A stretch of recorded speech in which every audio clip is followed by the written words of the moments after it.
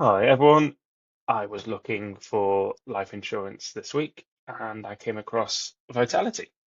Now, Vitality's life insurance quote form looks modern and polished, and mostly it's great, but beneath the surface, there are a few small accessibility issues that could quietly be costing them customers.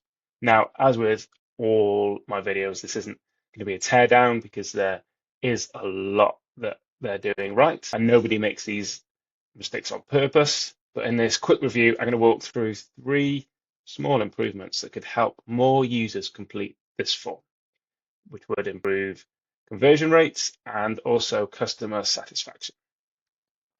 The first thing I often do when I'm coming to a form is use the tab key.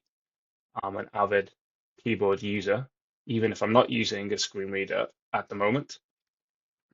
The first thing I notice is that these elements of the form aren't accessible to the keyboard. You'll see it's jumping from this highlighted phone number at the top straight through to your phone name. Now, why is it doing that? We can have a look at the dev tools and we can find out exactly what's going on.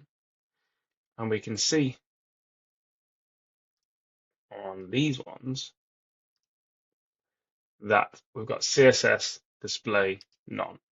And that small line of CSS takes the element completely out of the accessibility tree, which means it's no longer accessible through the keyboard. If we remove this, then you see we can get straight back to using the keyboard on it. There are ways that you can build these nice looking components without using display none, and that would be my preference. If you're using the screen reader, they are technically accessible. You can get to them accessible with a small a. But speaking to screen reader users, they day in, day out will use the tab key to have a look at what's in the form. And if they can't find out or discover these areas, then they might dismiss them. So we've got those areas. Next, moving down to your date of birth. Now, these are using labels, which is brilliant. These labels are attached to the input boxes, so it gives a really large click area. But when we get to the date of birth, these date, month, year input boxes are not using labels. That means that their only way to get into them is by clicking into them, which is a reasonable assumption to make. But using placeholder text, as soon as you start typing, that disappears, which means that you no longer can see what you should be entering.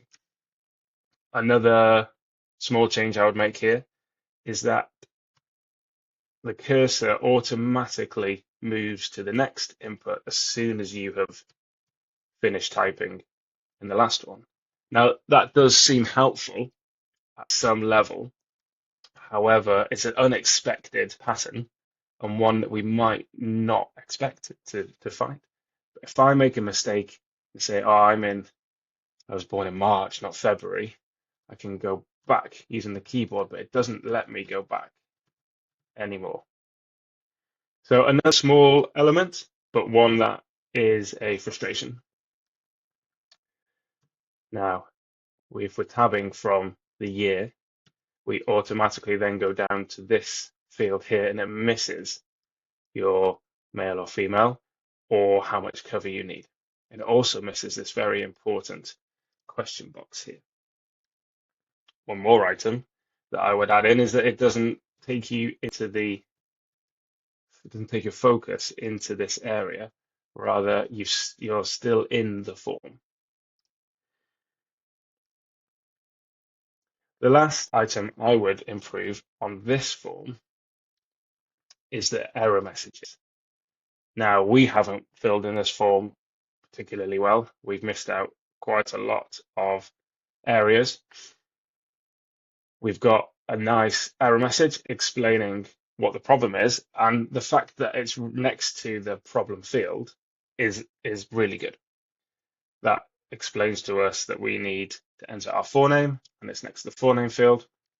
The way that I would make this even better is, one, this isn't a full color contrast. The color contrast doesn't quite meet accessible standards for this color. But there's another really good thing you can do, is that you can add an ARIA label to link this error message to this field. So when a keyboard user who might not be able to see this error message makes their way to this field, it will read out, please enter your forename, or any other error message that you want to add. So that's just 3 small ways that I would improve this form. It's not a terrible form, but there are a few small areas that may be causing friction and unintentionally excluding some users. So by fixing those, you will see a real impact with fewer drop-offs, fewer complaints, more completed applications, and hopefully an improved bottom line.